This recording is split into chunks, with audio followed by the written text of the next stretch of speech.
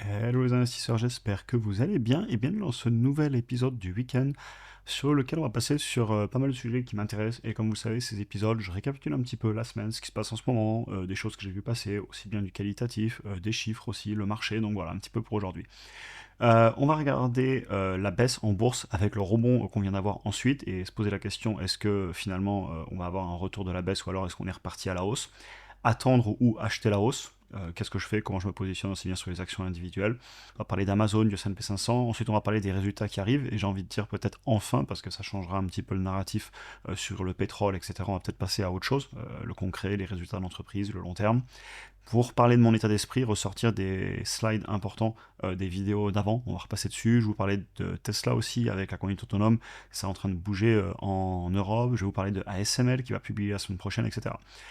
Pour information aussi, pour les membres de programme et de la communauté, je vous ai fait une vidéo ce jeudi sur Adyen, CNQ, C-Limited, PayPal et SAP. Analyse quantitative qu'on a fait ensemble. Et demain, on aura le live à 9h en France. N'hésitez pas à vous connecter. Dans tous les cas, vous aurez le replay. Et pour ceux qui veulent nous rejoindre dans le school pour avoir accès au-delà de YouTube à des vidéos supplémentaires, des lives, analyse d'actions, mes précis, portefeuille, actions, alerte d'achat, de vente, etc., bah, n'hésitez pas, les liens seront en description. Et comme d'habitude, il s'agit dans aucun cas de conseil en investissement et on attaque. Alors, on va parler un petit peu de la baisse. Est-ce que la baisse reprendra? Tout simplement, je vous dis ça parce que vous avez ici le S&P 500. Alors, je m'amuse à chaque fois à noter les peurs. J'ai commencé à faire ça il y a quelques mois parce que je pense qu'avec le temps, on va un petit peu les oublier. Depuis la peur sur les taxes douanières, cette fois c'est différent. C'est un changement de paradigme. L'économie mondiale ne sera plus le même, etc. Vous vous rappelez du narratif. On est à un plus 40% et le début de correction qu'on avait eu là, la semaine d'avant, il a été pratiquement effacé. On est à moins 3% depuis les plus hauts, là, vous voyez, à moins 2,5. Et donc je vais vous en reparler un petit peu dans cette vidéo. Déjà, je suis à l'aise personnellement quand on est pas loin des plus hauts. J'en avais parlé en janvier-février, j'avais bassiné pas mal de monde avec ça dans les posts, dans la communauté aussi, que je remontais mes niveaux de cash parce que quand on est sur les plus hauts, qu'on n'est pas en peur, etc., je trouve ça pertinent d'y aller toujours acheter, mais un petit peu moins acheter les actions au cas par cas. Et du coup, bah, j'ai pu pas mal acheter la baisse les 2 dernières semaines. CF, toutes les vidéos qu'on a fait, on va reparler d'Amazon que j'ai acheté et d'autres actions. De toute façon, voilà, vous avez toutes les vidéos d'analyse individuelle sur la chaîne. Et avec la saison des résultats qui arrive, on va faire beaucoup d'analyses dans les semaines qui arrivent. Et de façon générale, quand je vous montre les indices de la peur et de l'euphorie, pareil, vous voyez, janvier-février, on était en euphorie à 65, 64 sur 100, 65 sur 100, et alors que la semaine dernière, on était à 14 sur 100, donc beaucoup plus en peur. Et bah, c'est pas étonnant qu'on trouve plus de bonnes affaires, même en action individuelle, sans même parler des indices. On avait cassé très largement la moyenne mobile des 125 jours. Donc voilà, c'est pas des événements qui arrivent couramment sur le long terme, même si on peut avoir des corrections 1, 2 fois par an. Et là, on a quand même eu un an de volatilité où on a eu 3 corrections en un an. Et bah là, dès qu'on remonte un peu, moi je vais en profiter pour prendre un peu de recul, remonter mes niveaux de cash, tout simplement, mais j'achète quand même tous les mois. Et c'est ce que je vous dis ici en fait. Si ça remonte, ben, je vais faire comme d'habitude, je vais prendre mon temps. J'ai pas peur de rater le train. Je suis bien investi, je n'ai pas vendu pendant la baisse, au contraire, j'ai acheté. Et donc, est-ce que j'ai envie d'attendre que ça baisse à nouveau, ou est-ce que j'ai envie d'acheter la hausse, me dire ça y est, ça repart, faut y aller? Eh ben, j'ai envie de vous dire, dans les deux cas, j'ai pas spécialement envie de timer le marché, au sens que je prendrais une décision extrême ou un trade extrême à tout vendre ou à tout remettre. Je préfère construire sur le long terme. En plus, il y aurait des impacts sur les impôts, ça ferait du cash sur les comptes, etc. Et je préfère du coup rester investi dans les marchés. Alors là, en ce moment, bah, c'est le pétrole et la géopolitique, mais demain, ça pourrait être autre chose. Ça peut être l'inflation, ça peut être l'IA qui va disrupter, ça peut être une récession qui arrive. Donc pour du trading, c'est intéressant de suivre toutes ces informations, mais pour le long terme, si j'achète des actions de qualité à des prix qui m'intéressent et des indices, ça a assez peu d'impact pour moi. J'achète tous les mois les entreprises que je trouve au bon prix. Bah, d'ailleurs, j'ai même pu acheter du Amazon, et aujourd'hui, on repasse au-delà de mon principe, par exemple, sur Amazon. Moi, c'est 212 max, on est repassé à 238. Bah, pas de souci, j'arrête d'acheter Amazon et j'applique. Globalement, Amazon en ce moment, elle est sur une valorisation que je trouve pas choquante. C'est juste que je dois mettre la barre quelque part et donc je fais mes projections et j'arrive à un prix à payer à 212. On peut vite y revenir, je vais vous remontrer le graphique et ça va vous montrer à quel point on peut pas savoir les temps que durent les baisses. Vous voyez, là, dès qu'on y était, moi j'ai acheté toute cette période, j'ai acheté plusieurs fois par semaine des ordres et là, bah, elle a décidé sur 3 jours de repartir fort à la hausse. Bon, il n'y a pas de souci, je repasse sur de l'attente, on va en reparler après sur ASML, le même principe.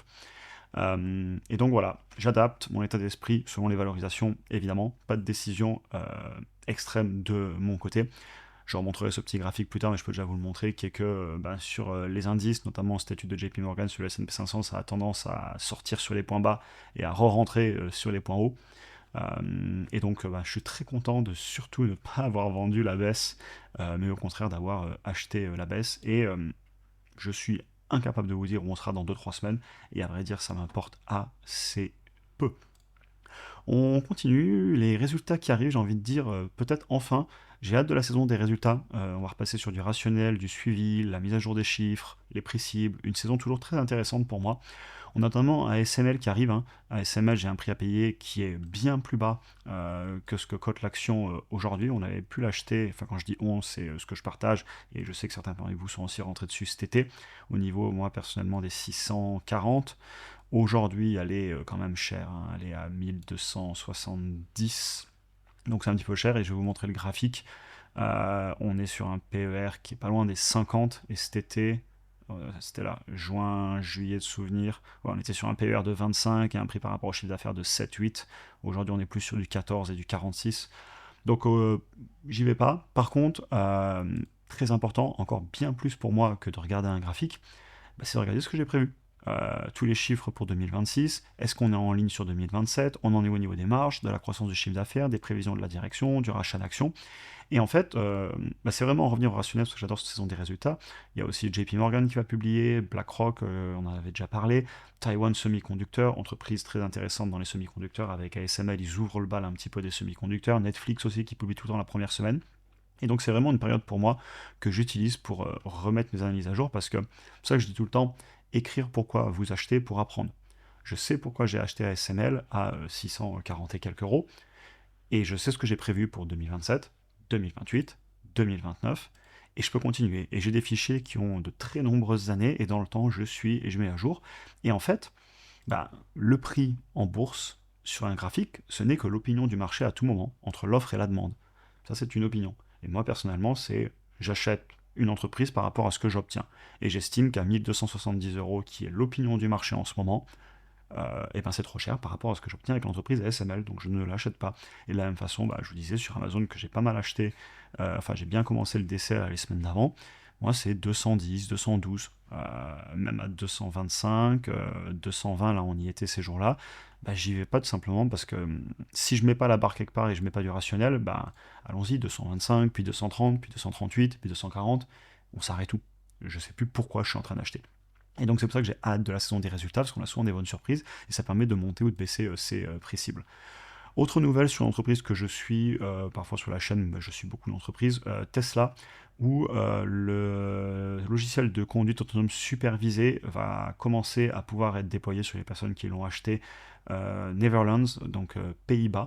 Ce qui est plutôt une bonne nouvelle, et peut-être qu'après ça pourra s'étendre à d'autres pays. Vous avez ici le commentaire officiel qui a été fait par les autorités, qui explique que ça a été très longuement testé, que le conducteur est toujours responsable de ce qui se passe, etc. Mais c'est bien, c'est un bon signe pour moi qu'on commence à voir ce logiciel arriver dans pas mal de pays, puisqu'il est déjà dans de nombreux pays et continents à travers le monde. Et je voulais finir un petit peu sur mon état d'esprit. Je vous ai remis deux pages qu'on avait fait les 2 semaines d'avant, les vidéos du week-end de souvenirs. Et très intéressant parce qu'en fait on retrouve exactement ce qui s'est passé, et c'est un petit peu le pur hasard. J'avais écrit qu'est-ce que je fais quand on a une baisse, et clairement j'achète. J'accélère par rapport au mois d'avant où j'avais levé le pied, mais j'achète surtout les actifs de qualité pour le long terme. Qualité d'après mon analyse, j'estime que ce soit des bonnes affaires. Et je mets surtout pas du cash dont j'aurai besoin prochainement. C'est pour du 5 ans et bien plus. Et il y a pas mal d'actions que j'ai en portefeuille, plusieurs, oui plusieurs carrément, que j'ai en portefeuille depuis 5, 6, 7 ans, 8 ans pour les plus anciennes, sans parler des indices, etc. Où j'avais déjà commencé à investir avant sur les ETF, l'immobilier, etc. Bref. Et je vous avais aussi reparlé de cette longue baisse qu'on a connue ensemble, traversée tout 2022. On pourrait la revoir si on veut. Et je disais, en fait, on ne sait pas si la peur qu'on a en ce moment va être une longue baisse ou une baisse courte. Elle avait duré plus de 700 jours avant de retrouver les mêmes niveaux entre fin 2021, début 2022, puis ensuite 2023, avec la longue baisse de 2022. Et en fait, je vais vous redire le même discours, qui est que c'est pas parce qu'on vient d'avoir un rebond court terme, vous allez retrouver ici les 700 jours, vous voyez, 730 jours à peu près, Bah là, je donne la même réponse. On vient de remontrer très très fort récemment, mais bien malin, celui qui sait où on sera vendredi prochain, et si quelqu'un le sait, avec certitude j'entends, on peut faire des choses en trading, mais je m'y aventure pas, je préfère rester investi pour le long terme, parce que si je dézoome assez, même regardez, hein, depuis avril, alors je sais que je me répète parfois, mais en fait c'est trop important l'état d'esprit, parce que c'est ça qui fait tenir sur le long terme, mais même depuis avril, très très beau graphique, hein, ça fait plaisir. Donc voilà. Et ensuite, je vous avais écrit aussi, c'est bah, déjà, vous n'êtes pas seul. Rappelez-vous que ça reste que des graphiques et surtout que vous avez le graphique très connu d'entrée et de sortie des indices, là du S&P 500, qui est que si en fait on achète juste tout le temps et qu'on reste investi, la tendance elle est claire et elle est à la hausse. Mais si on suit ses émotions et qu'on vend en peur et puis achète en euphorie et qu'on se fait balader, et Benjamin Graham le disait très bien dans le livre L'investisseur intelligent, que le travail de l'investisseur c'est bien souvent de ne pas être son pire ennemi et de ne pas vendre quand le marché dit vendez tout et de ne pas acheter quand le marché dit achetez tout. Si on est juste dans le contrôle des émotions et de ce qui est dans notre contrôle et qu'on n'est pas notre pire ennemi, sur le long terme, on peut vraiment créer du patrimoine. Donc, une fois qu'on a dit ça, ben, prendre du recul, se concentrer sur amener de la valeur, faire de la recherche fondamentale, s'occuper des choses importantes et dans notre contrôle. Et donc, par exemple, ce qui est dans mon contrôle, c'est d'attendre les résultats, de mener les analyses, d'acheter les entreprises au bon prix, de savoir acheter les baisses, de pas se dire, vous savez, c'est la fameuse phrase, je la répète souvent, ah ça va baisser encore un peu plus, il y a de la peur, j'attends pour acheter plus bas, alors qu'on était déjà au bon prix. Et évidemment, ne pas construire sa position forcément d'un coup parce que les baisses peuvent durer, j'en parlais, hein, on a eu des baisses de plus de 2 ans qu'on a traversées ensemble sur la chaîne. Mais d'un autre côté, le fait de commencer à appliquer sa stratégie de façon rationnelle, ben, ça permet de ne pas acheter une entreprise qu'on voulait acheter. Oui, je pense que c'est clair ce que je viens de dire. Et ça permet aussi de ne pas acheter trop cher juste parce qu'on se fait emmener par l'euphorie. Donc vraiment, prendre du recul, revenir à sa stratégie qu'on a écrite, et sur le long terme, ça paie. J'espère que la vidéo vous aura intéressé. J'ai pris du plaisir à la préparer. J'adore ces vidéos du week-end parce que je raconte plein de sujets. Je vous souhaite un excellent week-end à tous. Travaillez bien, analysez bien pour ceux qui travaillent et qui analysent ou toute autre chose, hein. On se voit demain en live pour ceux qui sont dans le school. Et puis ben, j'ai hâte d'attaquer la saison des résultats avec vous. Vous voyez, on va attaquer incessamment sous peu et ça va être top. Je vous souhaite une excellente journée à tous et à très bientôt pour un prochain épisode.